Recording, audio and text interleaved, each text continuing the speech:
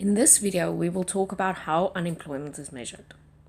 So first, a person is defined as being unemployed if they are unable to find work or employment despite being able and willing to work. The information on those who are unemployed is collected by Stats SA through the Quarterly Labour Force Survey. In the Quarterly Labour Force Survey, Stats SA would ask the following.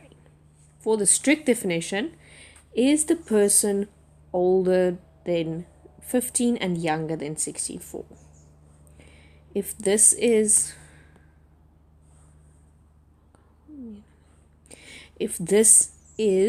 correct, then that person is included in the unemployment measurement.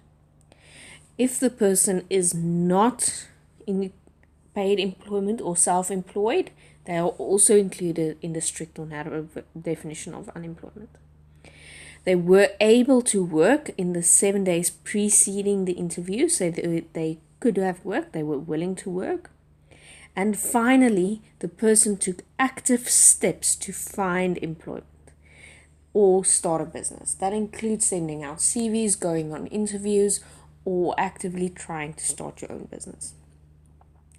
Individuals older than 15 or younger than 64 who are unemployed are also included in the expanded definition. Those who are not in paid or self-employment are included, and those who are able or available to work in the 7 days preceding interviews. The difference between the strict and the narrow definition comes with step 4, or who took active steps. For the broad or expanded definition, this does not include.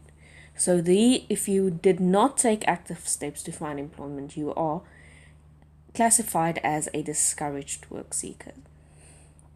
So how do we measure the unemployment rate? The unemployment rate is simply the unemployed divided by the labor force times 100 to make it into a percentage.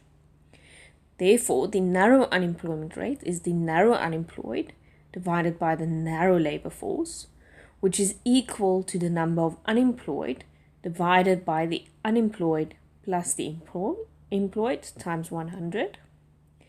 While the broad unemployment rate is the broad employed divided by the broad labor force, which is the unemployed plus discouraged work seekers divided by the employed plus unemployed plus discouraged workers times 100.